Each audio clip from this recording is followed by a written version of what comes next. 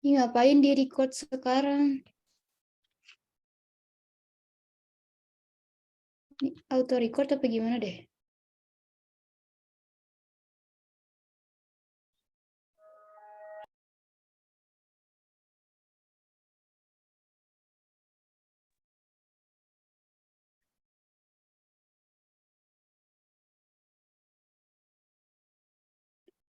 Hostnya siapa sih?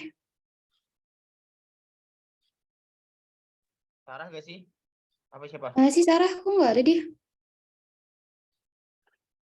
Ini Zoom yang kayak gimana deh? Gue baru tahu Zoom tampilannya beda. Bedanya apa deh? Enggak deh sama. Gue minimize. Bodoh amat, Tari.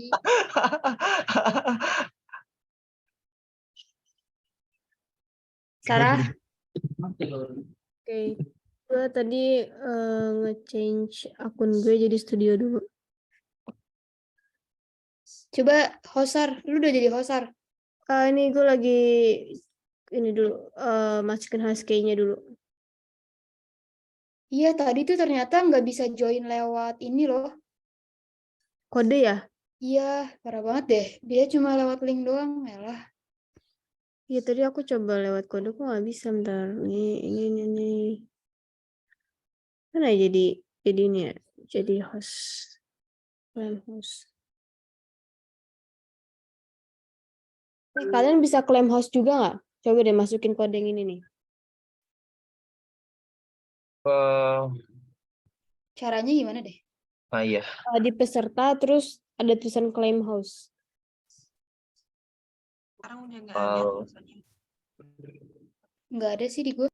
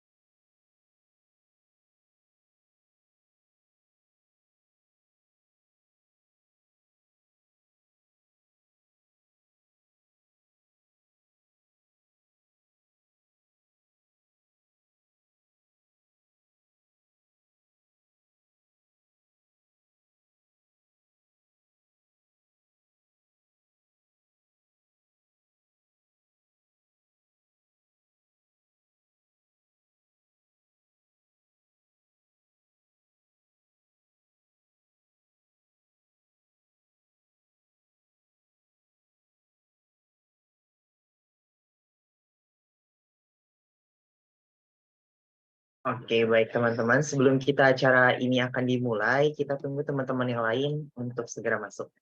Mungkin sekiranya kita tunggu 8 menit dari sekarang.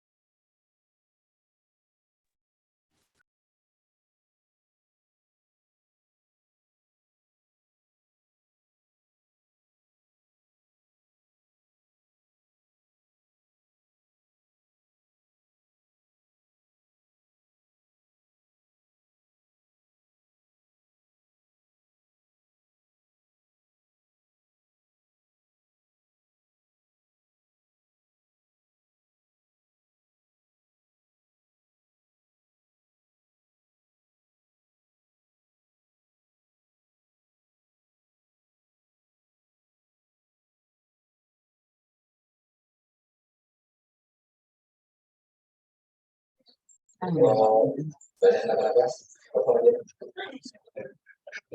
kalau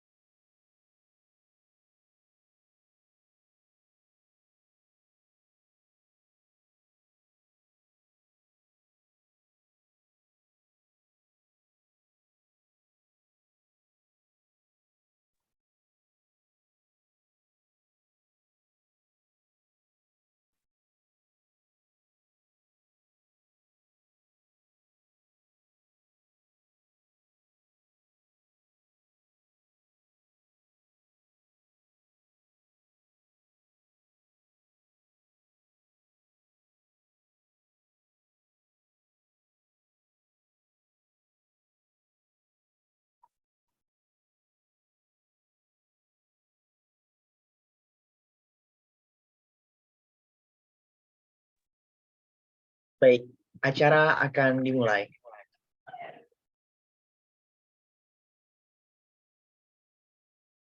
Kehidupan seorang desainer laksana perjuangan melawan kejelekan. Seperti dokter yang menyembuhkan penyakit, bagi desainer, penyakit terletak pada visualisasi di sekitar kita, di mana kami akan mengindahkan dengan cara apapun. Massimo Pignelli. Assalamualaikum warahmatullahi wabarakatuh. Selamat pagi, salam sejahtera bagi kita semua. Kami ucapkan terima kasih dan selamat datang kepada seluruh hadirin dalam acara e-course Learn Design with Canva from Zero to the Hero. Puji syukur berkat Tuhan. Dengan izinnya pada Sabtu 21 Januari 2023. Kita berkesempatan untuk belajar bersama. Perkenalkan, saya Muhammad Fahri Rafiqsyah yang akan memandu sepanjang acara berlangsung. Sebelumnya, kita telah belajar tentang fundamental prinsip desain dan fitur-fitur yang ada di dalam Canva yang mendukung dalam kita mendesain. Dan hari ini, kita akan mengupas tuntas mempelajari fundamental element of design yang akan diisi oleh pemateri kita yang luar biasa aja. Wah, menarik banget. Udah ada yang tahu ya pasti teman-teman. Sedikit kita spoil dulu nih, spill dulu buat Kak Anggita Levi yang akan mengisi materi kita pada hari ini. Sedikit spill nih ya, Kak Anggita atau Kak Levi ini panggilannya, Kak? Kak Levi ya? Aja nggak apa-apa. Oke. Kak Levi ini seorang yang kreatif, makanya dia jadi bisa jadi materi dan punya jiwa kepemimpinan yang wow. Dia memiliki interest terhadap digital marketing dan pengembangan bisnis. Dan juga Kak Levi ini punya berbagai pengalaman. Salah diantaranya adalah Business Development Executive di PT Fuchs Lubrens Indonesia, lalu Brand Marketing Executive di PT Indonesia Premium Goods, lalu sebagai Social Media Specialist Intern di PT Teknologi Edukasi Indonesia, lalu sebagai Laboratory and Lecturer Assistant di Department of Biology FMIPA Universitas Pajajaran. Wah, luar biasa banget. Dan ternyata nih, Kak Levi ini aktivis. Karena Kak Levi ini sebagai Kepala Media dan Informasi di BEM Kema FMIPA Universitas Pajajaran. Wah, jadi nggak diragukan nih kemampuan desainnya. Karena ternyata Kak Levi ini Kepala Media dan Informasi. Nggak cuma pengalaman itu doang, ternyata Kak Levi punya banyak penghargaan.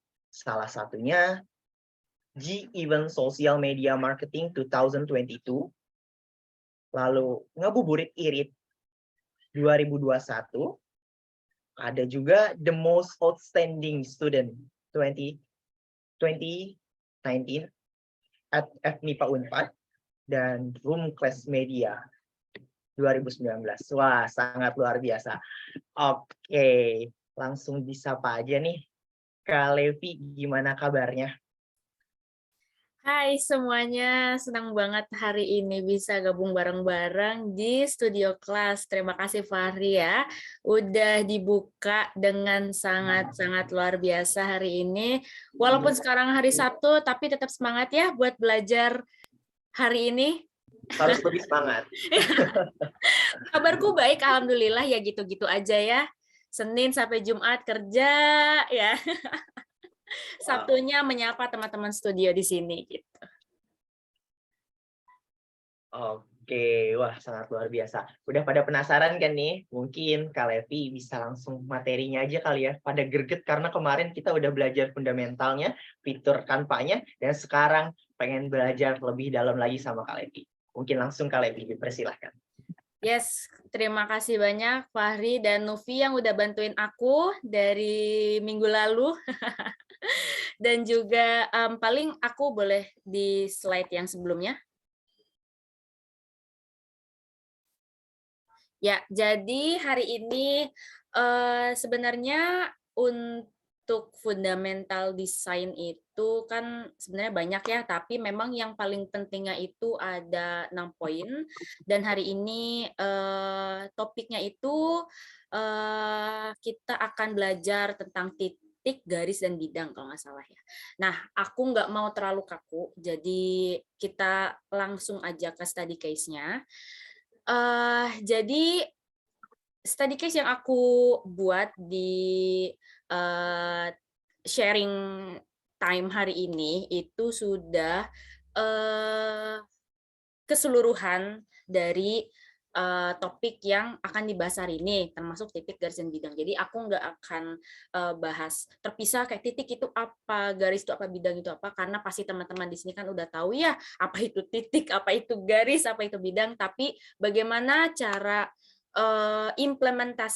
mengimplementasikan itu sebagai desain yang estetik gitu, estetik, enak dilihat, dan sebenarnya desain itu kan lebih ke sense ya, how sense it does look like gitu. Jadi nggak bisa kita mengkotak-kotakan, oh kalau titik itu harusnya kayak gini, kalau garis itu harusnya tuh kayak begini gitu, yang benar. Nggak ada. Di dunia desain itu tidak ada yang salah dan tidak ada yang benar. Yang ada bagaimana selera kalian tuh masing-masing gitu, bagaimana sense kalian masing-masing itu seperti apa gitu. Jadi nanti aku akan sharing terlebih dahulu dari keseluruhan topik hari ini gitu ya, nanti akan dikombinasikan mix gitu. Terus nanti cara aku menyampaikan materinya itu lewat study case yang tadi aku sudah sampaikan ya. Dan yang terakhir itu ada Q&A-nya, nanti teman-teman bisa diskusi bareng lagi, nambah ilmu bareng juga aku kan di sini ya. Jadi kita sharing ilmu aja di sini gitu. Boleh next-nya? Ya, jadi di sini ada 6 principles atau 6 prinsip yang harus kita pegang gitu ya dalam mendesain gitu, dalam melakukan graphic design. Jadi yang pertama itu repetition. Repetition itu adalah sebuah pengulangan. Jadi teman-teman kan tadi kan udah aku sampaikan ya, tema hari ini itu titik, garis, dan bidang. Bagaimana kita melakukan pengulangan yang pengulangan titik, garis, or something or else gitu dengan mencapai tujuan tertentu, yaitu yang pasti teman-teman tahu lah ya, dalam mendesain kita mau desain kita terlihat enak dilihat, atau kalau sudah berbicara tentang bisnis, desain kita itu nampol lah ibaratnya gitu. Sebagai marketing kita harus tahu keinginan market itu seperti apa, dan desain itu salah satu alat komunikasi kita. Alat komunikasi kita kepada si audiens atau si customer ini gitu. Dan yang kedua itu ada variasi. Di sini variasi ini lebih ke warna sih ya. Jadi kita mungkin akan bahas variasi ini besok karena kita tetap bertemu 2 hari ini kebetulan ya teman-teman, jadi jangan bosan-bosan lihat aku. Terus yang ketiga itu ada rhythm atau irama. Jadi di mana nanti akan lebih kita bahas tentang konsistensi or inconsistent gitu. Jadi gimana teman-teman harus bisa konsisten. Jadi kalau seandainya teman-teman udah berbicara tentang bisnis gitu ya, kita harus konsisten gitu terhadap desain kita supaya audiens atau market kita tidak kebingungan gitu. Jadi kayak hari ini desainnya tipografi, tapi besokannya desainnya gradien lagi. Jadi itu akan membuat market itu bingung. Itu sih sebenarnya, karena balik lagi desain itu salah satu alat komunikasi kita terhadap sesuatu. Gitu. Terus yang keempat itu ada balancing atau balance, itu sebuah keseimbangan. Jadi lebih ke kayak seperti layouting, composition. Aku nggak terlalu mendalam ke situ, tapi kita di sini lebih bahas basic-basicnya terlebih dahulu ya. Jadi teman-teman juga harus paham gitu. Dan yang kelima itu emphasis atau kalau di bahasa Indonesia kan mungkin tekanan ya, tapi sebenarnya lebih ke kalau teman-teman tahu desain itu kan harus eye catching or apa ya, enak dilihat. Jadi kayak pas teman-teman udah pindah, misalnya kayak teman-teman ada di lokasi A terus ke lokasi B. Jadi ketika di lokasi A semuanya warnanya hitam gitu, jadi pas pindah ke lokasi B tiba-tiba warnanya biru. Nah, itu harus ada balik lagi itu keseimbangan komposisinya itu seperti apa. Tapi nggak akan kita bahas hari ini, tapi kita bahas besok. Nah, yang terakhir itu ada ekonomi. Sebenarnya ekonomi ini lebih ke komersialnya gitu. Bagaimana teman-teman kalau teman-teman suka line art atau apa ya, atau yang awalnya gambar asli nih, gambar asli terus di convert ke desain ilustrasinya. Nah, itu seperti apa? Nah, itu sebenarnya lebih komersial dan itu lebih akan kita bahas ketika kita sudah bahas semua prinsipal yang ada di atas. Tapi akan aku spill dikit karena kita hari ini bahas titik, garis, dan bidang itu ada termasuk di dalamnya, tapi nggak terlalu menyeluruh dan terlalu mendalam. Jadi paling akan lebih enak kalau teman-teman ikut hari ini, tapi ikut juga besok, karena itu akan berkesinambungan. Gitu. Boleh next-nya? Nah, oke. Yang pertama itu repetition. Repetition tadi aku sudah bilang ya, repetition itu adalah pengulangan. Nah, di pengulangan ini di sini kan ada sebuah garis ya. Sebuah garis yang di mana teman-teman akan melakukan pengulangan terus-menerus. Nah, bagaimana caranya agar teman-teman itu melakukan pengulangan tapi tidak membuat audiens atau penikmat artnya teman-teman, penikmat desainnya teman-teman itu menjadi bosan gitu. Nah, boleh next-nya?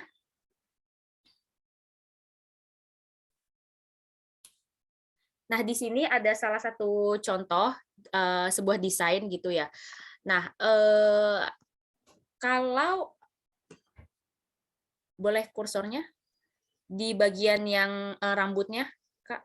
Sorry. Nah, ya, di sini kalau misalnya teman-teman bisa lihat ada banyak sekali unsur pengulangan. Nah, seperti halnya di bagian kanan dan kirinya itu, jadi banyak pengulangan tapi tidak membuat bosan. Jadi memang gambarnya itu atau desainnya dibuat banyak pengulangan karena itu membuat komposisi yang pas. Nah, bagaimana caranya agar tidak dibuat terlihat bosan? Itu bisa diakali atau apa ya, kalau kita nyebutnya anak desain gitu ya, ATM namanya, amati, tiru, dan modifikasi. Biasanya kita cari referensi yang banyak gitu ya, apalagi tren-tren terkini itu seperti apa, terus dilihat polanya itu seperti apa. Oh, polanya ini repetition, pengulangan ya, dari bulat ke bulat itu sama semua. Ada lagi nanti geometrikal. Nah, itu sebenarnya itu lebih mendalam lagi ya pengulangannya ya, geometrikal itu nanti gimana caranya. Kayak biasanya ini kalau ingin membuat logo. Nah, itu sebenarnya kalau sudah di tingkat advance sebenarnya. Nah, karena kita masih bahas basicnya di sini, jadi teman-teman bisa lihat pengulangan di sini itu menyeimbangkan komposisinya. Gitu. Jadi kan teman-teman bisa lihat tuh di kiri dan kanan banyak hal-hal pengulangan ya, kayak di mahkotanya, di rambut poninya, di rambut kanannya, terus di bajunya juga, tapi dengan komposisi yang pas walaupun ukurannya tidak presisi. Karena balik lagi ini art, ini desain gitu. Ini bukan sesuatu yang eksak, ini bukan sesuatu yang kalau di kiri harus 3 cm, di kanan juga harus 3 cm. Tidak seperti itu.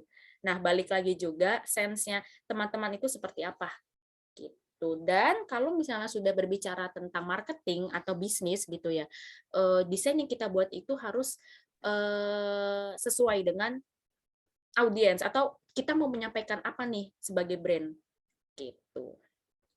Boleh next-nya?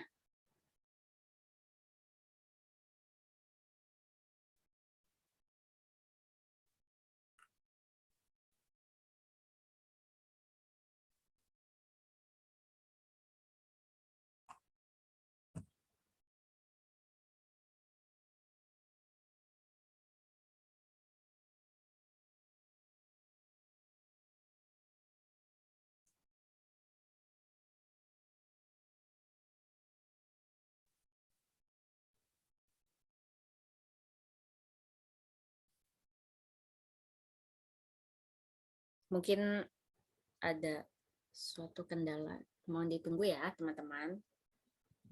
Ya, jadi seperti itu. Jadi memang ada banyak prinsip-prinsip desain yang harus kalian tahu dasarnya ya. Karena pada saat implementasikannya sebenarnya ini hanya teori. Jadi nggak perlu diambil pusing banget. Ini makanya itu aku hanya menyampaikan dari study case biar teman-teman juga terbayang, oh jadi memang ada ya polanya itu seperti ini. Aku mau membawa teman-teman ke arah yang seperti itu gitu. Oke, next. Nah, oke, selanjutnya itu ada ritme atau irama. Jadi bagaimana teman-teman membuat desain itu kalau bahasa Inggrisnya tuh kayak getting low or getting fast gitu. Boleh contohnya aja? Next. Nah, seperti ini. Ini itu contohnya. Kalian bisa cek lagi yang di gambar sebelah kiri dan gambar di sebelah kanan. Itu sebenarnya kan sama ya, kayak teman-teman bisa lihat di gambar lampu itu kan sebenarnya sama tuh bagian kiri dan kanannya ya.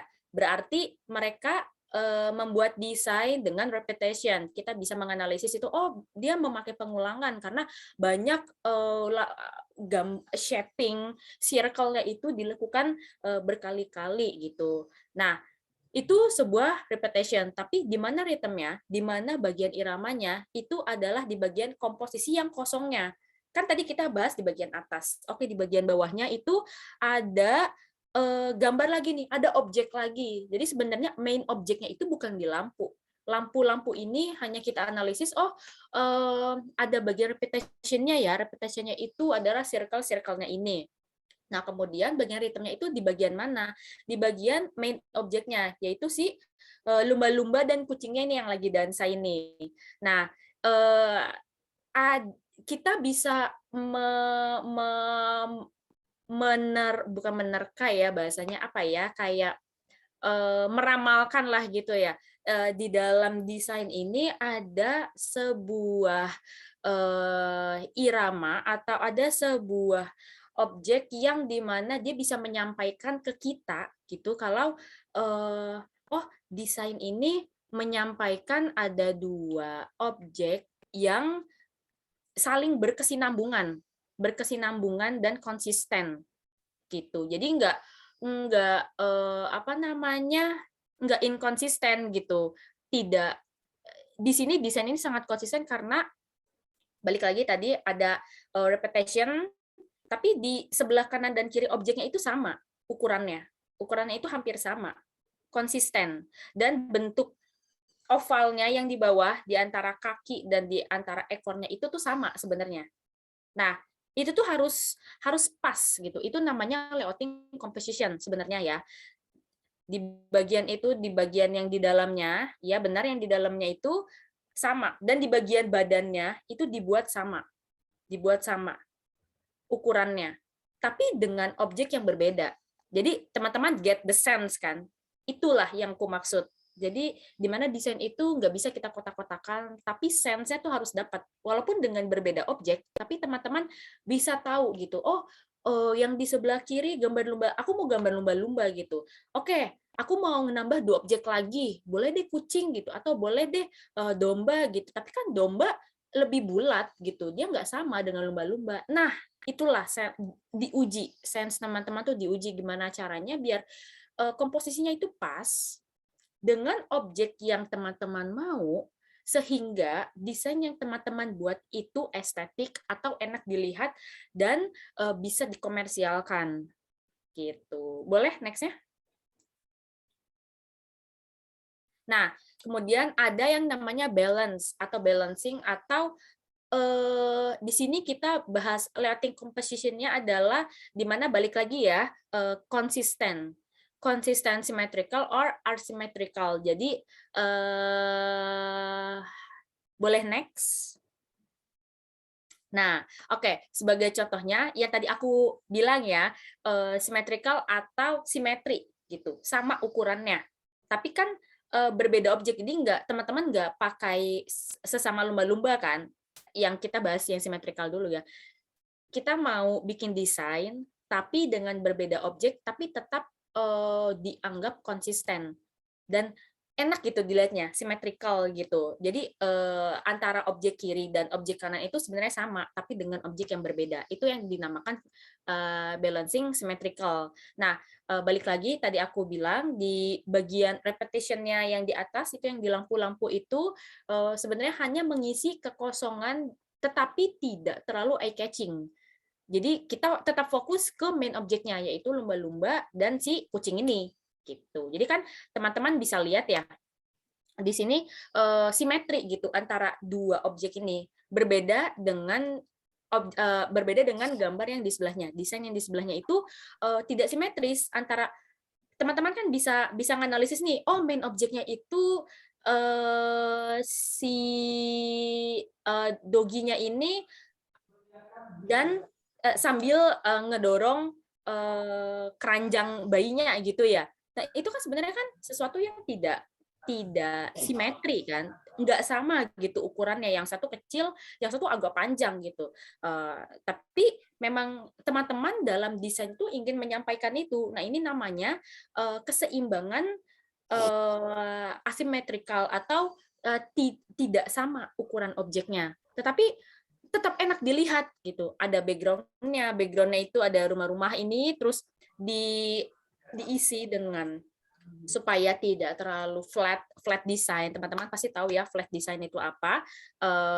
Mungkin akan kita bahas lebih banyak itu besok. Jadi tidak terlalu flat design di sini. Nggak hanya cuman gambar rumah aja dengan 2 tone warna. Kan itu agak boring ya. Nah, di sini ada pohon dan warnanya itu membuat eye catching tapi tidak menumpuk atau tidak membuat gangguan eye catching di main objeknya, yaitu si doginya sambil mendorong keranjang bayinya itu. Nah, itu kan sebuah dua objek yang berbeda tetapi tetap estetik dilihat. Gitu sih sebenarnya kalau tentang balancing atau si keseimbangan gitu. Boleh next? Nah, selanjutnya itu ada ekonomi. Nah, ekonomi di sini itu balik lagi ya tentang merealisasikan kalau teman-teman melihat secara realistik gitu ya. Ini kan sebenarnya gambar realistik, tapi teman-teman ingin membuat desainnya gitu, ingin merepresentasikannya terhadap desain. Boleh next? Nah, seperti contohnya kalau misal teman-teman di sini hobi ilustrasi, jujur I'm not coming from design, I'm coming from biology. Nah, sebenarnya aku itu bukan orang desain tapi memang aku hobi dan aku ingin menggapai karirku di bagian marketing itu menuntutku untuk harus bisa desain. Gitu. Jadi kalau yang bisa aku representasikan di sini adalah bagaimana teman-teman bisa merepresentasikan dari realistic image into the design. Boleh next ya? Nah, seperti ini contohnya. Jadi di bagian yang kanan itu siluet yang teman-teman bikin dari shaping tapi tidak ada gradient color atau warna-warna yang mencolok gitu, tetapi tetap bisa mendukung gambar ini tetap terlihat bagus gitu, tetap terlihat eye catching tapi tidak mengganggu si main objeknya. Main objeknya itu kan ada cewek pegang senjata kan. Nah, itulah gunanya teman-teman itu tahu bagaimana correct shaping untuk didesain tetapi tidak mengganggu main objeknya. Di saat main objeknya itu sebenarnya full color gitu, full gradient, full shaping, tetapi teman-teman tetap bisa membawa shaping tadi yang ini kan berarti kan sudah kombinasi antara titik, garis dan bidangnya ya. Di sini kan ada kayak ada titiknya, ada garisnya juga, terus ada dibuat kayak semacam bidangnya gitu ya, kayak sebenarnya itu setengah lingkaran tapi dipotong di tengah kan, dipotong si ceweknya ini. Nah, itulah cara mengimplementasikan titik garis dan bidangnya menjadi suatu kombinasi yang mendukung sebuah desain tetapi tidak mengganggu main objeknya. Gitu sebenarnya teman-teman yang ingin aku sampaikan. Boleh next-nya?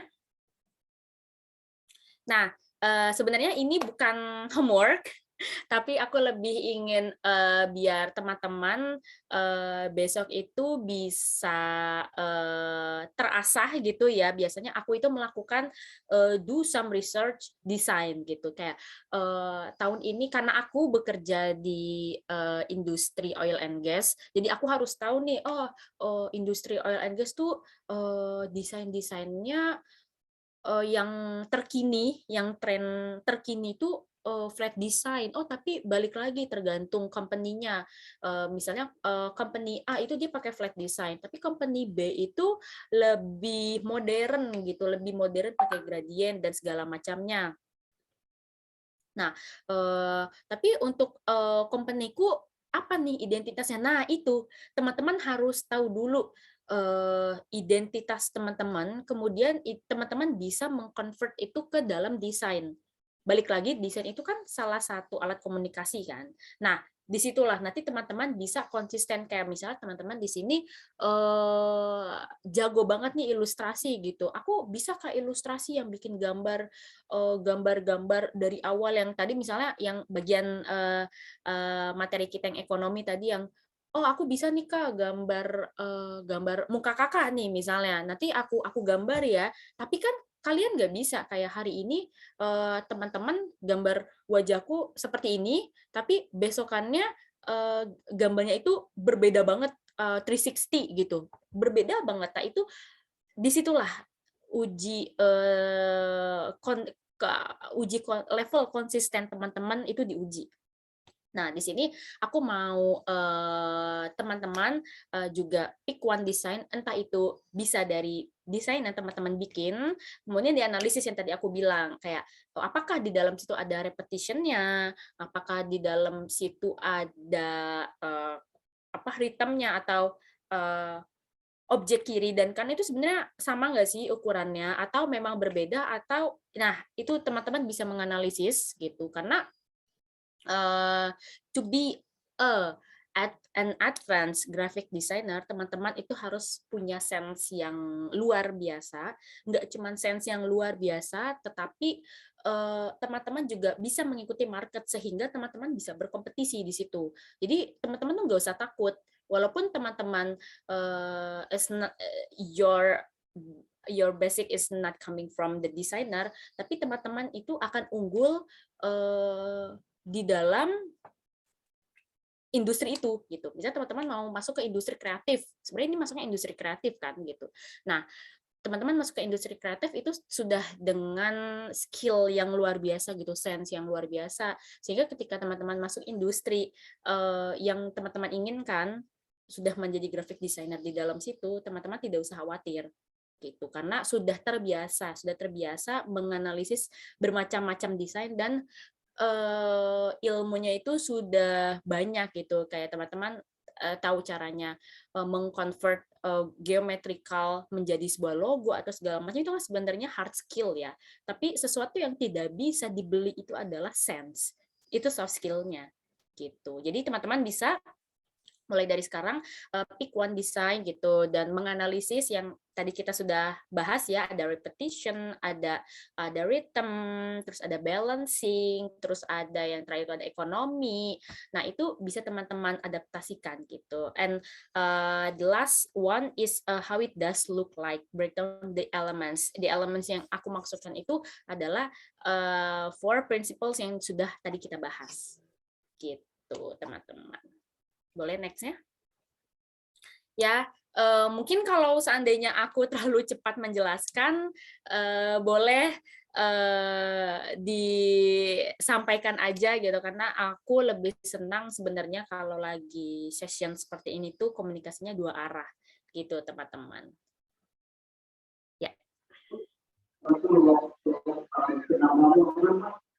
Oke, mungkin teman-teman kalau misalkan masih ada yang ditanyakan atau penasaran nih dengan dengan materi-materi masih ada yang perlu ditanyakan, boleh banget. Dan sekarang kasih kesempatan nih, mumpung Kak Levi lagi greget-gregetnya buat diskusi lebih lanjut sama kita. Waduh, menarik banget bahasannya. Apalagi Kak Levi ini udah begitu banyak ya pengalaman di dunia industri kreatif. Wow. Boleh teman-teman disilakan. Boleh raise hand atau mungkin langsung open mic for ask something. Atau jika tidak berkenan boleh di kolom chat. Baik teman-teman. Oke.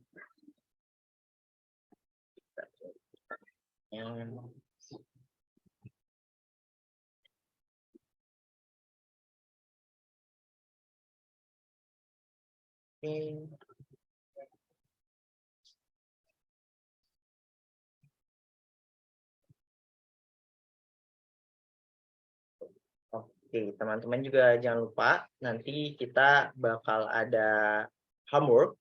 Nah, teman-teman nanti di pertemuan terakhir bakal ketemu PR yang mana nanti teman-teman ngedesain desainnya masing-masing dengan ketentuan nanti yang kita tentukan. Nah, nanti oleh karena itu manfaatkan pertemuan hari ini dan kaji terus, kupas terus sehingga bisa menghasilkan desain terbaik. Oke, mungkin gimana nih teman-teman? Ada yang mau nanya? Mungkin tambahan kali ya, besok aku bakal, jadi nggak cuma teman-teman yang mencari desain gitu ya, pick one desain yang tadi aku bilang ya, atau mungkin dari desain teman-teman udah ada, terus teman-teman analisis, tapi dari aku juga akan menyampaikan hal yang sama. Jadi kita juga ngerjain sesuatu yang sama gitu loh untuk besok gitu sih Kak Fahri. Oke, ternyata ada dari Kak Tegar nih. Kak Tegar dulu kali ya Kak Sarah, boleh ya? Oke, boleh Kak Tegar, silakan. Soal saya kedengeran nggak, Kak? Aman. Jadi saya mau nanya bagaimana cara buat ngebalance warna gitu, Kak. Soalnya setiap saya membuat desain, warna itu suka bentrok gitu, Kak. Kayak nggak balance gitu. Caranya gimana buat ngebalance warna tersebut gitu, Kak? Maaf, Kak. Kak Fahri, mungkin kita jawab dulu baru ke penanya selanjutnya kali ya, supaya lebih enak gitu. Ya, oke. Thank you Kak Tegar, pertanyaannya tadi tentang gimana ngebalancing warna ya. Nah, itu oke, kita hari ini bahas balancing lebih ke tekstur, shaping, belum sampai ke warna, tapi itu besok. Tapi karena Kak Tegar sudah visioner nih, sudah tahu apa yang ingin ditanyakan, dan memang itu sering terjadi ya di desain gitu, antara balancing warna A dan warna B, tapi tetap enak dilihat gitu. Balik lagi, I will suggest you to get consistent to your identity. Identity ini kan banyak bentuknya ya, kayak misalnya kategori ini sebenarnya freelance gitu. Tapi sebagai freelancer, desainer itu harus punya ciri khas. Ciri khas ini yang aku maksud adalah apakah kategori ini tipikal yang lebih senang sense-nya itu lebih dapat kalau warnanya itu warm. Nah, nanti kategori ini bisa do some research lagi yang tadi aku sampaikan. Do some research, biasanya artis di luar sana kalau warna-warna warm itu seperti apa sih? Oh, ada warna warm itu biasanya kayak warna krem terus warna brown, atau warna-warna yang warna yellow tapi enggak nyentrik yellow-nya, tapi warna warm gitu. Nah, di situ dimainkan. Kategori bisa modifikasi itu menjadi desain kategori sendiri. Atau tadi aku bilang, karena aku bekerja di sebuah oil and gas dan warnanya itu guideline desainnya adalah warna biru, merah, dan putih. Jadi aku hanya boleh berkreatif di border itu, di border biru, merah, dan putih. Tapi aku harus tetap kreatif di border itu. di dalam border itu, dan di guideline-nya tidak boleh misalnya tuh kayak tidak boleh mencampurkan antara warna biru dan merah di dalam satu solid warna, itu nggak boleh, tetapi boleh antara warna biru dan merah tapi dijadikan gradien, itu baru boleh. Nah, sebenarnya balik lagi, kalau misalnya Kategar itu bekerja di suatu instansi, pasti ada guideline desainnya. Itu, jadi Kategar nggak usah khawatir kayak gimana sih cara ngebalansinya. Tapi yang harus Kategar lakukan adalah do some research and do consistent on your design. Kalau misalnya Kategar ini freelance designer yang tadi aku sampaikan, Kategar juga harus punya ciri khasnya. Kayak jadi ketika Kategar bersaing di luar, berkompetisi di luar gitu, Kategar tuh udah ada ciri khasnya. Oh, kalau desainnya Kategar mah warnanya earth tone gitu. Nah, Kategar kan pasti tahu tuh Pantone, earth tone itu seperti apa. Jadi bermainlah di situ, jangan misalnya Kategar udah punya ciri khas earth tone, tapi tiba-tiba muncul warna purple gitu ya, warna ungunya nyentrik gitu, yang apa ya, kalau misalnya teman-teman di sini tahu Y2K gitu kan, itu kan nyentrik ya warna-warnanya ya. Nah, itu sebenarnya dihindarkan gitu untuk bisa lebih konsisten di dalam desainnya, sehingga teman-teman audiens atau market yang ingin Kategar gapai ini tidak kebingungan dengan desain yang Kategar buat gitu. Mungkin Kategar ada lagi feedback-nya yang ingin disampaikan? Atau masih Cukup, Kak. Cukup, Kak. Terima kasih, Kak. Iya, sama-sama. Oke. Oke, emang masalah warna tuh jadi dilema tersendiri oleh para desainer. Kadang kontrasnya kekencengan, Iya, saturasi, macam-macam. Wah, pusing banget. Apalagi harus pemahamin color wheel ya guys, Kak. iya. Tuh. Kapan kita pakai solid color, tapi kapan kita pakai gradien, memposisikan Nah, itu tuh betul bagaimana. banget. Kita bahasnya besok ya, teman-teman. Wah, udah Kategar pada ini salah greget satu yang ternyata. benar sebenarnya. Wah, mantap. Oke, lanjut mungkin ya ke Kak Sarah. Silakan Kak Sarah. Oke Kak, sebelumnya aku mau bilang makasih buat ilmunya, keren banget sih Kak, ilmunya bener-bener daging banget. Ada beberapa pertanyaan yang ingin aku tanyakan Kak. The first, aku mau tanya, in marketing tuh sebetulnya warna apa sih yang memang bikin audiens tuh tertarik gitu ya, di luar dari brand guidelines dari setiap companies? Dan yang kedua, apa ya, kan Kakak background-nya itu marketing gitu kan. Nah, sedangkan kan kadang persepsi graphic design sama marketing tuh berbeda gitu ya. Kayak graphic design tuh terkadang mereka idealis, sedangkan marketing itu apa ya, mengisi demand dari audiens gitu, gimana ya? Maksudnya kayak oh kebutuhan audiens nih warnanya ini loh, dengan desain yang se-eye catching ini gitu. Nah, untuk menyelesaikan gap di antara graphic design dan juga marketing itu gimana sih, Kak? Terima kasih, Kak. Wah, greget pertanyaannya. Iya. Langsung Kak. Oke, sebelumnya makasih banyak Sarah atas pertanyaannya. Kayaknya Sarah ini sebuah praktisi juga nih di sebuah company. Aku lihat-lihat. Nah, oke. Tadi pertanyaan yang pertama itu, sorry tadi aku get the point yang nomor 2. Tapi yang pertama kalau nggak salah ini ya, apa namanya, warna ya, lebih ke color ya, lebih Iya, ke color Kak. dia. Kalau di marketing kan. Nah, sebenarnya instead of the brand guideline-nya, bagaimana kita mixing color dan lain-lain kan? Itu maksud kamu. Nah, oke, untuk pertanyaan yang pertama itu sebenarnya pasti teman-teman praktisi marketing di sini, aku nggak tahu ya, aku mungkin kita belajar aja bareng di sini. Sebenarnya tahu ya, kayak kalian lihat nggak kayak warna-warna brandnya McD atau KFC itu nggak jauh-jauh dari warna merah. F&B di sini kita ambil contoh yang simpelnya gitu ya. Sorry aku nyebut merek di sini. Di sini aku sebut merek hanya untuk sebuah pembelajaran aja ya, gitu. Kayak ada McD, KFC atau Hokben, mungkin ya itu nggak jauh dari warna kuning dan merah. Karena sebenarnya kalau kita bicara lebih dalam tentang desain itu ada psychological-nya. Itu ada psychological consumer namanya kalau misalnya di marketing ya. Kalau kita bahas marketing sebenarnya, tapi karena kita di sini bahas desain, karena kita fokus di bagian desainnya, itu ada namanya psychological consumer, di mana sebenarnya kalau bahas tentang brand awareness itu kan how can we brainwashing them gitu, gimana kita nge-brainwash mereka gitu. Jadi yang sebenarnya membuat color F&B ini antara red and yellow ini kayak seakan-akan kita tuh menjadi lapar sebenarnya kalau di dalam ilmu psikologikalnya gitu ya. Tapi kita bahas aja bareng-bareng di sini gitu. Nah, jadi terkadang ada brand-brand tuh yang menempatkan lebih baik pakainya warnanya merah deh gitu. Tapi gimana caranya mereka tuh punya desain yang konsisten di dalam itu dan tetap eye catching dibanding kompetitornya yang lain.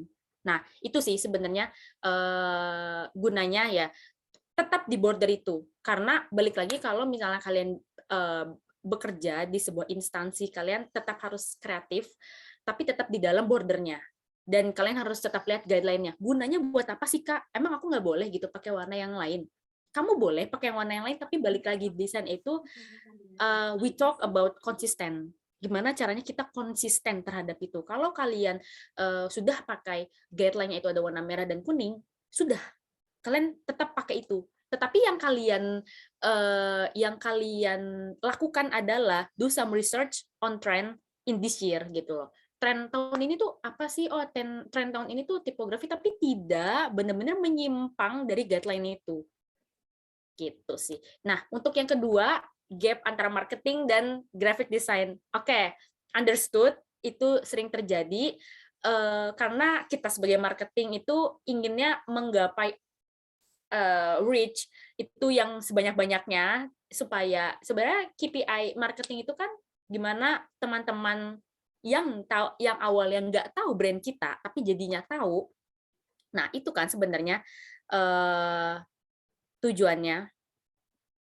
Sebenarnya itu kan tujuannya, yang awalnya nggak tahu tapi jadi tahu. Itu sebenarnya poinnya marketing. Tapi poinnya graphic designer adalah membantu tim marketing dalam menyampaikannya ke dalam sebuah bahan gitu. Bahan di sini adalah alat komunikasinya apa? Alat komunikasinya itu adalah desain. Nah, kalau kita breakdown lagi lebih dalam itu kan banyak ya alat komunikasi desainnya, kayak misalnya tim graphic designer ini bisa membantu tim marketing dalam desain bannernya itu akan seperti apa, terus posternya itu akan seperti apa. Nah, teman-teman graphic designer itu bisa membantu tim marketing di situ. Balik lagi, tetapi tetap dalam guideline border yang tepat gitu. Tidak lewat batas. Tidak lewat batas isinya adalah kalian harus belajar untuk konsisten. Belajar istiqomah kalau kita mah teman-teman muslim bilang tetap harus konsisten supaya apa? Supaya balik lagi tujuan marketing itu kan brainwashing ya gitu. Kayak kalau misal teman-teman di jalan gitu ya, kalau teman-teman di jalan itu maksudnya warna deh, kita bahas warna, walaupun itu sebenarnya besok tapi nggak apa-apa. Misalnya ada warna biru, kuning, merah or putih, aku lupa. Itu pasti yang kita ingat kalau misal kita di jalan itu, kalau kita lihat di Indomaret. Kesannya kan kayak biru, kuning, putih, biru, kuning, putih. Oh, itu Indomaret. Kayak balik lagi kayak tadi F&B. Merah, kuning. Pas kita ingat merah, kuning itu kan, kalau nggak, pasti kan McD ya. McD atau Hokben. Kalau itu sih yang aku ingat. Nggak tahu kalau teman-teman ya. Kalau merah, pasti identiknya makanan. Oh, KFC atau AW sebenarnya pakai merah juga. Tapi dia pakai tone yang lainnya itu bukan kuning, tapi coklat. Nah, itu sebenarnya color tone yang dibuat untuk psychological consumer-nya. Kayak kalau di industri oil and gas rata-rata tuh biru, kalau teman-teman bisa cek. Kalau nggak biru, merah, atau enggak warna yang lainnya tuh biasanya dibalikin lagi ke ciri khas masing-masing company itu. Gitu sih. Sarah, mungkin ada yang mau disampaikan lagi Atau ada yang masih belum paham mungkin? Dari aku cukup, Kak. Cukup sekali, Kak. Terima kasih Ah, banyak. iya, sama-sama Sarah. Wah, mantap banget. Udah siap nih. Kayaknya harus belajar digital marketing juga nih kita. Kayaknya praktisi nih. Gila. Oke, lanjut nih. Karena banyak, kayaknya tadinya mau basa-basi sama Kak Levi sih. Tapi kayaknya saking banyaknya pertanyaan, wah, kemakan waktu nih. Oke, Kak Firda, nanti kita ini dulu ya. Ke yang di kolom chat dulu kayaknya. Oke, izin aku bacain ya, Kak. Boleh. Oke, Kak Levi, mau bertanya, untuk membuat desain cover buku, hal utama yang dipilih itu apa sebagai hal yang utama yang dipilih itu apakah sebagai contoh buku cerpen? Oh, jadi dia punya buku cerpen dan pengen bikin cover kali, Kak. Gimana nih, Kak, untuk jawabannya? Oke, thank you Kak Fahri. Aku panggilnya siapa nih? Kak Nur, Kak Laila aja kali ya. Kak Laila, thank you pertanyaannya. Jadi Kak Laila di sini penulis ya, ingin membuat cover bukunya gitu. Kalau aku boleh suggestion, Kak Laila juga harus tahu dulu isi bukunya itu seperti apa. Kalau tadi itu ada di bagian rhythm kalau nggak salah. Jadi bagian rhythm itu, jadi Kak Laila itu mau memakai objeknya itu seperti apa? Objeknya itu apa gitu. Misalnya tadi katanya cover buku halaman utama yang dipilih itu apakah sebagai contoh buku cerpennya. Misalnya Kak Laila udah tahu nih tokohnya itu, tokoh utamanya ada 2. Tadi misalnya tokoh utamanya itu si Doginya itu sayang banget sama anak-anaknya. Berarti kita harus bikin desain ibu Doginya dan anak-anaknya dong. Tapi representasinya itu seperti apa? Seperti apa sampai mereka itu paham gitu, sampai ke isi bukunya. Dan mereka tuh tertarik pas ngelihat, oh ini tentang ibu tentang ibu sayang sama anak nih kayaknya. Tapi juga dilihat dari judulnya. Misalnya kayak judulnya gitu ya. Apa nih? Misalnya aku nggak kepikiran kan, kayak misalnya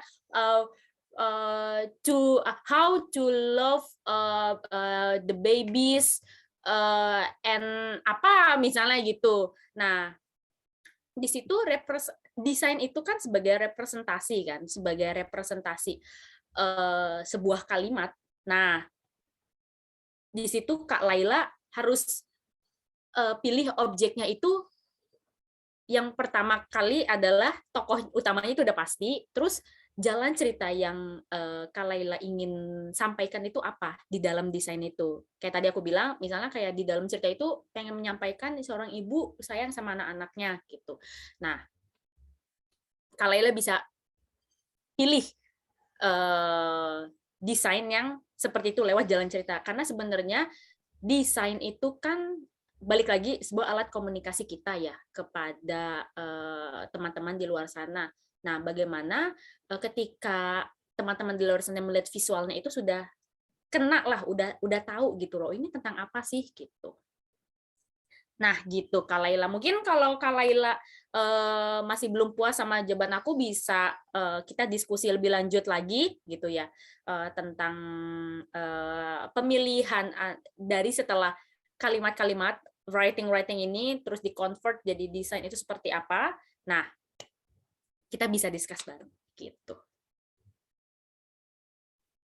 Oke, semoga menjawab ya Kak Laila. Ada izin lanjut kali Kak ya? Iya, boleh. Ini banyak ada nih kayaknya. banyak banget asli.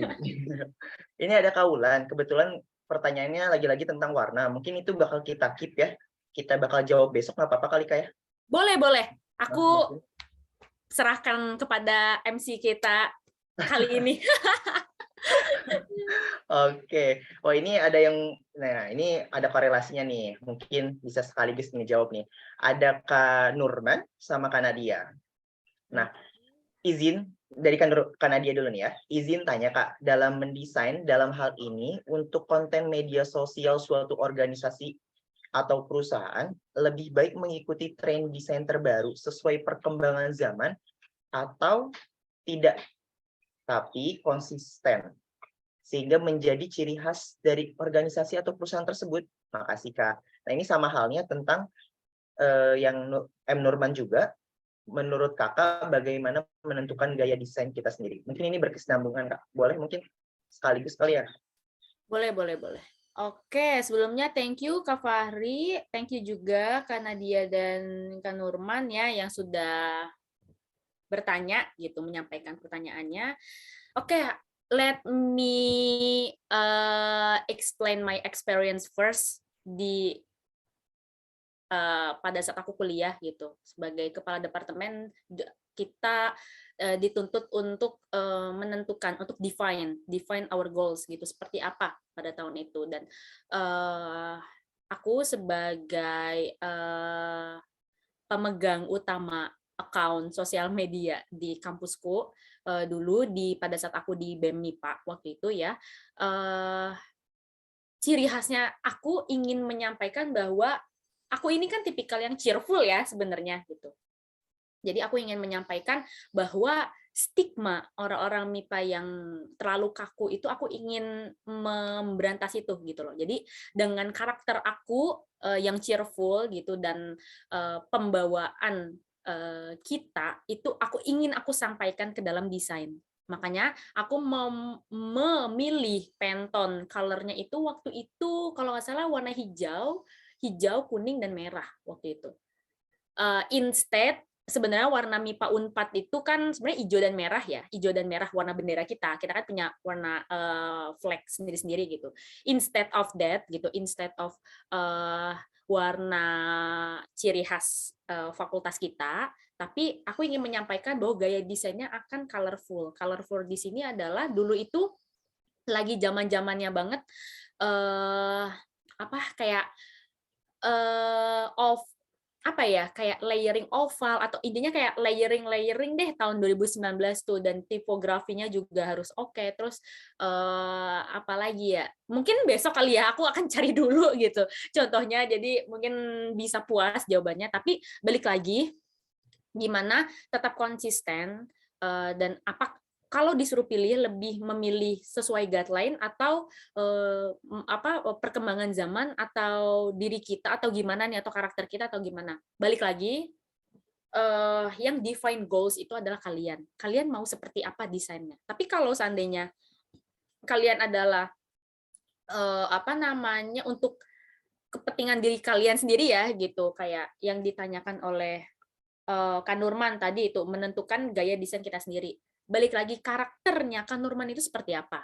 Kayak tadi kan aku sudah sampaikan, aku itu cheerful gitu, tapi di sisi lain gitu, sebuah organisasiku ini punya guideline sendiri. Tadi aku sudah sampaikan ada warna hijau dan warna merah. Tapi kan Pantone itu harus ada beberapa warna pendukung. Jadi nggak cuma solid color-nya, solid color-nya warna hijau dan merah, tapi aku ingin memakai warna kuning gitu untuk pendukungnya, pendukung cheerfulku gitu. Jadi balik lagi, desain itu adalah salah satu alat komunikasi kalian untuk showing ke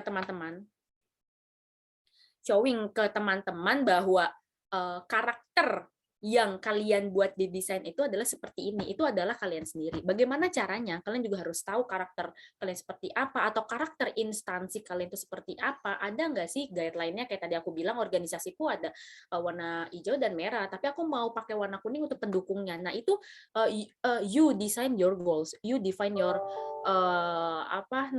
your color to be consistent, your shaping to be consistent. Kalian mau pakai, nggak apa-apa, pakai aja desain-desain zaman sekarang, tetapi tetap dalam jalur guideline kalian sendiri untuk lebih konsisten. Dan jadinya teman-teman di luar sana kan jadi ngelihatnya, BEM MIPA tuh warnanya hijau kuning merah ya tahun ini gitu. Terus gaya-gaya desainnya juga tipografinya oke sih, shapingnya nggak jauh-jauh lah dari oval, dari bentuk oval, terus ada lining curly nggak jauh-jauh lah dari situ. Nah, jadi setelah itu kalian sebagai graphic designer itu bisa membuat aset. Nah, biasanya aset-aset ini akan terus dibuat, akan selalu dipakai oleh graphic designernya. Jadi tinggal kalian modifikasi lah ibaratnya gitu. Gitu sih. Mungkin kalau belum menjawab secara full, Kak Nadia dan Kak Nurman boleh ditanyakan lagi besok kali ya, karena kan besok kita lebih kupas tuntas tentang warna gitu, warna, tekstur, or apa ya, aku lupa lagi. Yang aku ingat cuma warnanya doang. Gitu. Oke. Wah, kayaknya yang belajar desain juga harus belajar bisnis ini, harus belajar marketing ini, sampai harus branding awareness, terus apa lagi kayak positioning kayak harus Iya, positionnya ada namanya USP, unique selling point. Nah, itu sebenarnya nyangkut juga tuh ke desain. Wah, ternyata banyak banget korelasinya ya. Wah, menarik. Oke, mungkin yang ngerasain ya, kayaknya pegel banget tuh rasain dari tadi. Boleh. Kak Firda, boleh dipersilahkan. Yap, makasih untuk MC dan juga halo Kak, saya Firda. Thank you buat kesempatan bertanyanya. Nah, saya mau nanya nih ke Kak Levi, mungkin agak sedikit dari topik fundamental yang dibahas, tapi ini masih sedikit relate sama yang tadi banget disinggung tentang desain dan marketing brand ya. Nah, kalau case-nya ini gini, gimana kalau seandainya klien kita ini independen, di luar dari company, tanpa identitas brand, tanpa key visual, atau brand weightless ya. Misalnya klien kita ini minta request tertentu yang random banget nih Kak, dari palette warna atau konsepnya. Kan terkadang kita punya main flow sendiri ya untuk flow desainnya mau gimana. Nah, untuk seorang desainer ini bagaimana caranya supaya kita bisa menyesuaikan, karena kita juga kan nggak boleh terlalu ngedepanin ego kita kan biar nggak melenceng dari ekspektasi klien. Nah, tapi masalahnya itu klien itu kan kadang juga nggak semuanya ngerti tentang konsep desain yang baik itu gimana. Nah, jadi kalau menurut Kak Levi itu cara mengatasinya bagaimana ya Kak? Terima kasih.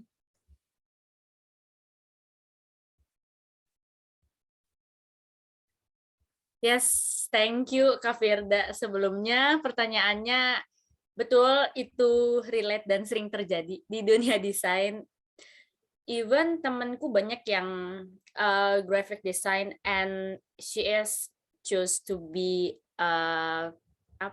open a commission and dan dia punya banyak klien dan kliennya itu luar biasa unik ya gitu, pengennya apa tapi nggak relevan gitu loh dengan dirinya gitu loh, dengan desain guideline yang dia buat secara identitasnya dia diri sendirilah gitu. Tapi bagaimana kita menyelesaikan permasalahan itu, balik lagi ketika sudah masuk ranah bisnis, customer is number one. Kalian harus serve customer sebaik mungkin, karena balik lagi kalau kita saling membutuhkan ya, between customer dan kita sebagai sebagai yang nge-serve-nya gitu loh, yang nge-provide mereka untuk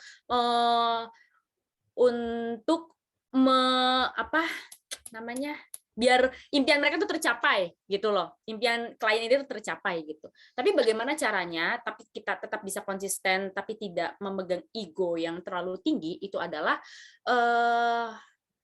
pilih salah satu ciri khas kalian banget, kayak misalnya nih kalian graphic designer yang terkenal dengan texture grain-nya, texture grain. Nah, itulah yang kalian pegang. Tapi misalnya kata klien, aku nggak mau ada grain-nya, clear aja, clear image gitu loh. Oke, clear image gitu. Tapi yang kalian berikan itu adalah sebatas GPH atau PNG-nya aja. Jangan sampai raw-nya. Karena raw files itu adalah hak cipta kalian. Itulah yang sebenarnya graphic designer harus ketahui, karena banyak banget gitu ya kasus kayak sebenarnya itu bukan itu sebenarnya punyaku tuh gitu, kayak kalau di dalam bisnis tuh namanya ada maklon lah gitu loh, kayak sebenarnya yang buat siapa tapi yang pakai siapa, yang mengkomersialkannya itu siapa. Nah, itu sebenarnya banyak di dunia bisnis, tapi itu sebenarnya lebih ke bisnis ya, karena kita bahas desainnya. Balik lagi, itu antara kesepakatan antara klien dan si desainernya. Kayak misalnya itu bukan kalian banget, tapi kalian tuh bisa sebenarnya mewujudkan impian si klien itu. Balik lagi, kalian harus tektokan lagi ya, MOM-an dengan si klien ini, bahwa kalian tuh sebenarnya adalah A gitu loh. Identitas kalian adalah A. Kalau misalnya mau ngikut dan ini sebuah komersial besar, itu memang harus ngikut dengan ciri khasku gitu. Kayak misalnya nih kalian ikut sebuah tender tapi ya kayak besar-besaran gitu ya, open commission buka-bukaan besar-besaran untuk narasi deh misalnya gitu. Kalian tahu berita narasi kan, dan dia kan suka featuring dengan artis gitu. Dan itu kan beda-beda. Tapi kan itu sebuah kesepakatan antara klien dan si artisnya gitu. Kayak si klien tuh tahu ciri khas si klien itu adalah banyak grain gitu, desainnya banyak grain gitu. Terus shapingnya juga nggak jauh-jauh, nggak dari oval, intinya dari bulat-bulatan lah misalnya kayak gitu ya. Nggak ada line sama sekali, itu nggak ada misalnya gitu. Nah, klien tuh harus tahu. Toh juga kan si klien ini juga tahu tujuannya itu untuk apa, kecuali otherwise si klien ini untuk mengkomersialkan dirinya sendiri. Nah, kalau untuk mengkomersialkan dirinya sendiri, berarti kan kalian harus ngikutin request-nya mereka dong. Request-nya mereka seperti apa. Nah, itu kalian tidak boleh memberikan hak cipta yang itu tuh milik kalian. Jadi kayak kalian kasih bener-bener semuanya, itu jangan. Karena kalian harus memegang hak cipta kalian sendiri juga. Bahwa ini tuh kalian gitu loh. Biasanya sih diakalinya ya dengan ada watermark atau tidak diberikan raw filenya, itu tidak diberikan, tapi hanya JPEG dan PNG-nya aja. Yang sepengetahuanku dan sepengalamanku sih seperti itu ya. Tapi mungkin teman-teman di sini lebih expert desainnya dari aku, boleh disampaikan gitu loh. Kita bisa diskusi bareng gitu sih, Kak Firda. Oke, semoga Kak Firda terjawab kah? Iya, baik, cukup terjawab sih Kak. Cukup terbayang juga. Makasih banyak Kak Levi buat insight-nya juga. Karena ya kasus ini relate banget sih di dunia graphic design. Yes. Jadi thank you Kak. Yes, sama-sama Kak Firda. Sukses ya. Ternyata Kak Firda ini curhat Kak. Oh gitu. Emang banyak sih sebenarnya desainer pasti yang complaining gitu ya, tentang, dan mereka tuh nggak tahu how to do-nya tuh seperti apa. Gitu. Betul. Sih, itu sih yang harus diluruskan sebenarnya. Kasihan. Kadang juga perlu kesepakatan antara dua pihak ya, Kak? Ya, betul. Karena balik lagi, kita membawa kepentingan sendiri, tapi kalau sudah masuk ranah bisnis, kita customer is number one gitu loh. Tapi tidak menutupi jangan sampai merugikan kita. Gitu sih sebagai desainer gitu. Oke, sehingga saling menguntungkan satu sama lain, Kak ya? Betul banget. Oke, mantap. Wah, ada pertanyaan lagi nih, Kak ya. Izin bacain. Dari Kasar. Wah, Kasar kemarin aktif nih. Wah, sekarang aktif juga. Kayaknya makin greget. Permisi, Kak izin bertanya. Mohon maaf sebelumnya dikarenakan belum bisa on mic. Terkait warna lagi nih. Oke. Terkait warna FNB yang Kakak sebutkan, mengapa sebuah intuisi berani mengepik warna yang berlawanan ya, Kak. Seperti merah, biru, dan lain sebagainya. Sedangkan saya yang dibilang pemula sangat suka warna yang harmonis warnanya. Atau tidak jauh beda dari warna tone dasarnya. Terima kasih. Oh, gimana nih? Gimana nih, Kak? Oke, thank you. Kak Fahri, thank you juga. Kak siapa ini tadi dipanggilnya? Kasar. Ya, Kashar. Ya, di sini aku bacanya Kak Torik Bahtiar soalnya. Jadi dia menyampaikan bahwa banyak institusi yang mungkin cross color kali ya, cross color instead of sebenarnya warna FNB itu tadi misalnya contohnya biru dan merah dan kuning misalnya gitu, tapi dia warnanya cross color dengan warna biru gitu ya. Oke. Jadi sepengalamanku gitu ya, balik lagi ada namanya psychological consumer gitu ya. Biru itu terkenal calm gitu kan, dan merah atau kuning tuh berapi-api gitu loh. berapi-api gitu. Itu sebenarnya psychological ya, kalau kita bahas psychological. Mungkin I will assume brand yang dia buat gitu ya, ingin mencerminkan bahwa brandnya itu ingin yang calm gitu loh. Kayak biru itu, aku sempat waktu itu F&B-nya itu seafood kalau nggak salah. Seafood itu kan terkenal dengan sea ya, biru gitu loh, biru or soft blue atau hijau agak mepet, hijau mepet apa ya, turquoise kalau nggak salah, hijau mepet biru gitu loh. Nah, sebenarnya itu define lagi F&B-nya itu base-nya itu seperti apa. Base apa ya yang kalian ingin sampaikan. Maksudnya kayak misalnya F&B-nya yang tadi aku bilang misalnya seafood ya, nggak ada yang salah. Di dunia ini nggak ada yang salah. Balik lagi, desain itu tidak ada yang benar dan tidak ada yang salah. Tetapi yang ada adalah ciri khas kalian seperti apa, identitas kalian yang ingin kalian tunjukkan seperti apa, sehingga consumer di luar sana ingat kalian terus. Gitu, instead of psychological yang tadi aku sampaikan gitu ya, yang warna calm gitu, terus kayak ada warna berapi-api, atau misalnya mau pakainya warna hijau karena kita kita jualan vegetables gitu loh, maksudnya kayak F&B-nya gitu. Jadi kita ingin ya instead of kita using red, kita mending using green gitu loh, karena lebih nampol lah gitu di otak customer tuh, gitu sih. Semoga menjawab ya. Oke, semoga Kasar terjawab pertanyaannya. Wah, ternyata belajar desain itu nggak tentang warna dan lain sebagainya ya. Kita perlu bagaimana memahami psikologi audiens juga berarti Kak ya.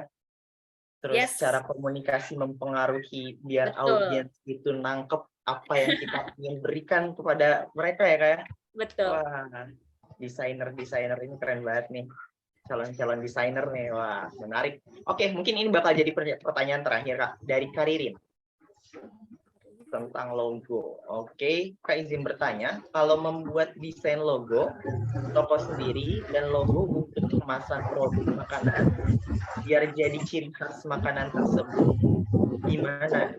Soalnya kalau aku bikin logo kayak masih kurang gimana gitu. Mungkin cara bacanya gitu ya.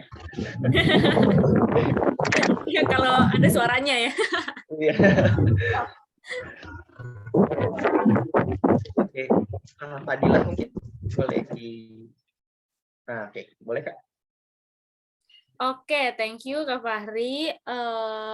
Jadi thank you juga Kak Ririn ya sudah bertanya tentang desain logo ini.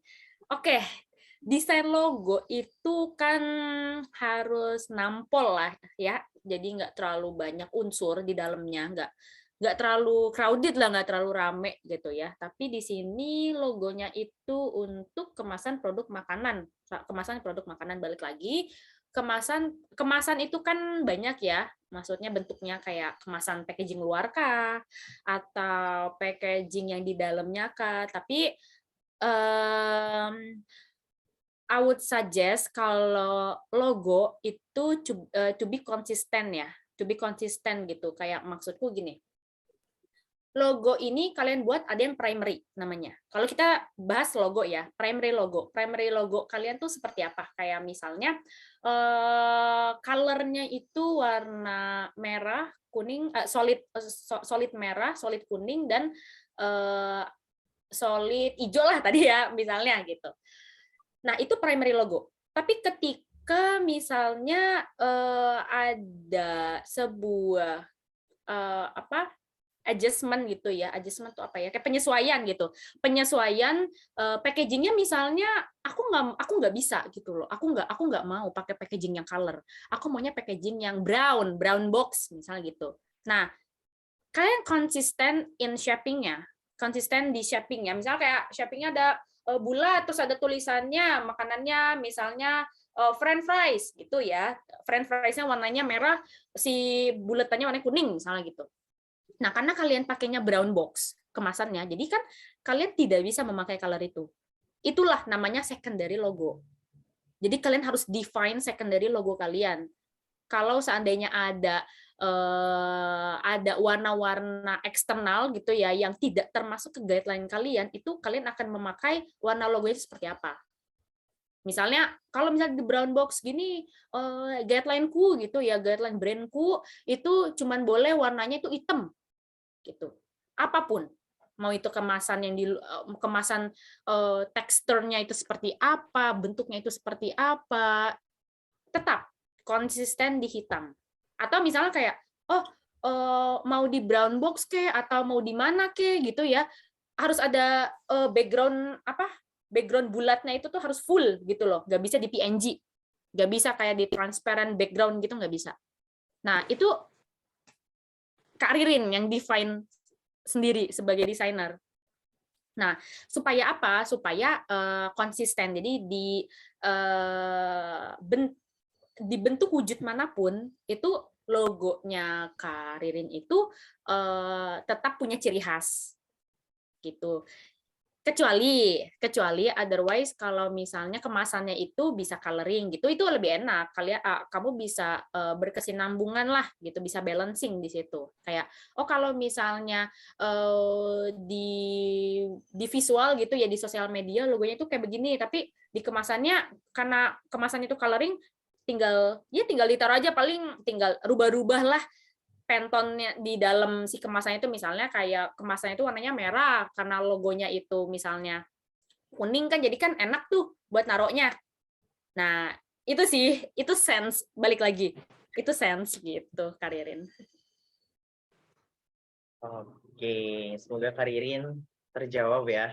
Wah, menarik banget, greget banget. Ternyata pada antusias banget buat ikut belajar Canva ini sama Kak Levi. Wah, kalau nggak ada Kak Levi, greget gak ya? Greget, soalnya kan ada Kak Fahri di sini. Waduh. Oke. Dari apa yang udah kita pelajari hari ini, Kak Levi udah share banget. Ternyata korelasinya banyak banget, apalagi di dunia marketing ya, Kak ya? Yes, betul. Wah, mantap banget. Nah, mungkin Kak Levi punya closing statement buat materi hari ini. Closing statement ya. Wow, so surprise. Iya. Oke, sebelum aku closing statement, aku mau makasih banyak. Hari ini partisipan ada berapa ya, Kak Fahri? Ada 59. Wah, 59 luar biasa. 59 partisipan yang hari ini hadir, menyempatkan waktunya kita dari jam 10 tadi ya, dari jam 10 hampir 1,5 jam, berarti kita discuss bareng di sini, bareng Kak Fahri juga, bareng teman-teman studio gitu ya di sini. Aku mau makasih, mau say thank you untuk teman-teman yang udah hadir di sini, menyempatkan waktunya. Semoga waktunya bermanfaat gitu ya, untuk hadir bersama aku hari ini, dan nggak bosen karena besok kita masih ketemu ya, Kak Fahri juga ya. Bareng Kak Fahri juga nggak nih?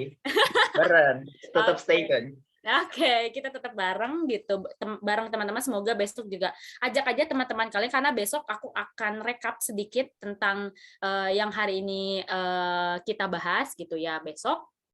Dan again, aku mau say thank you kepada studio. Semakin sukses, semoga kelas-kelasnya makin daging juga gitu ya. Makin keren-keren juga pembicaranya yang hadir, dan pembicaranya juga profesionalnya juga lebih expert lagi gitu ya. Karena di sini jujur aku juga masih baru gitu, dan aku masih butuh banyak belajar, terutama dari teman-teman juga gitu. Dari aku, closing statementku adalah to be consistent is hard, but it's your choice. Gitu. Kalau dari aku itu. Wah, karena di dunia ini kita harus tetap konsisten ya, apapun itu. Kayak kalau kalian tetap, misalnya gini, kalian ingin menggapai cita-cita kalian. Kalau kalian nggak konsisten, how can you gain your dream if you're inconsistent? Kalau dari aku sih gitu. Waduh, ini motivator juga gak sih sebenarnya di saya? Oke, tuh udah punya fans lagi. Wah, fans berat ini kayaknya. Iya, Oke, nih benar-benar ya. Tadi berarti Kak Levi ini memesan kepada kita bahwasanya kita perlu konsisten untuk belajar Canva ini. Gak mesti hari ini, gak mesti besok, tapi berkelanjutan dengan improvisasi ya, Kak. Yes, apapun obstacle-nya tetap di jalan yang lurus, teman-teman. Tetap konsisten. Oke. Oh iya, ini jangan lupa juga follow Instagram Kak Levi dengan Kak Anggita Levi ya Kak ya? Yes, betul. Instagramnya Anggita Levi. Di sini bisa banyak konsultasi, boleh Kak? Boleh Wah, dong, boleh. boleh Mau lewat banget. Instagram, lewat LinkedIn-ku juga, apapun itu. Boleh. Oke, jadi teman-teman Welcome. harus follow biar kita makin greget. Follow juga studio ya, jangan lupa. Oke, sebelum kita ke penghujung acara, mungkin teman-teman boleh dimohon untuk on cam. Kita adain sesi dokumentasi, biar ada kenangannya nih. Kita pernah bareng sama Kak Levi. Tapi jangan pernah doang, harus selalu sih Kak. Nanti kalau kapan-kapan aku akan catch up lagi deh sama studio. Oke. Wah, ini buat foundernya siapa nih? Tolong ya nih. Wah, harus di Ya, harus ini. direalisasikan deh kalau offline. Kan lebih seru deh kalau studio kelas tuh offline. Harus banget sih. Dan sayangnya, bukan sayang ya, ini luar biasanya studio ini, komunitasnya se-Indonesia. Jadi siapa aja boleh masuk luar ke biasa. studio. Jadi kita kalau misalkan mau ngadain, kayaknya orang-orang dari luar Pulau Jawa, sedih juga nggak bisa ikut. Jadi kita banyak Mungkin pertimbangan. harus ada road trip kali ya, Kak Fahri ya. Wah, ya benar harus Mungkin. masukin ke wishlist ya 2023. Nah, teman-teman juga jangan lupa masuk studio. Kebetulan kita open recruitment untuk bulan besok. Oke, udah pada nyala nih ya. Wah, ternyata. Oke, mungkin cukup segini aja dulu ya. Oke, boleh operator dibantu? Oke, operator dibantu. Standby. Oke, Baba ya. Ada 3 slide nih. Oke, 3 slide. Mungkin kita pasti slide pertama, Kak. Jadi posenya di slide pertama aja ya. Slide kedua, ketiganya biar nggak pegel. Oke. Baba ya. 1, 2, 3. Oke, slide pertama. Kemudian slide kedua. 1, 2, 3. Oke, yang terakhir 1, 2, 3. Sip. Oke. Setelah kita masuk ke penghujung acara nih, Kak. Dan mengingatkan kepada teman-teman untuk nanti ada tim yang nge-share absensi, dan teman-teman juga wajib mengisi absensi sebagai penangguhan dalam penerbitan sertifikat. Adapun selanjutnya, kita besok akan mengenal lebih dalam fundamental elemen yang kedua. Wah, tadi kan udah pada greget nih tentang warna. Wah, harusnya pada ikut lebih banyak nggak sih, Kak? Harusnya lebih greget lagi. Adapun nanti kita bakal ada homework. Makanya mungkin nanti bisa di-review teman-teman materi-materi sebelumnya. Sehingga nanti kalian bisa jadi desainer yang luar biasa kayak Kak Levi ini. Waduh, gokil. Selanjutnya, kita studio ini yang berjalan di bidang industri kreatif, open recruitment, volunteer, untuk para volunteer yang tertarik untuk join, boleh banget kepoin Instagram kita, Studio, dan join bareng kita berkontribusi di dunia industri kreatif dan edukasi. Oke, mungkin itu yang terakhir. Jangan lupa sekali lagi, harus di-follow IG-nya Anggita Levi. Oke? Dan terus kita bercengkerama. Terakhir, mohon maaf bila ada kekurangan, dan saya tutup. Wassalamualaikum warahmatullahi wabarakatuh. Waalaikumsalam warahmatullahi wabarakatuh. Waalaikumsalam warahmatullahi wabarakatuh. Thank you, Kak Levi. Levi. Makasih, Kak Sampai Levi. jumpa besok. Thank you, Makasih. Farid. Thank you, Besok, studio Kak. team. Thank you. See you. See you tomorrow.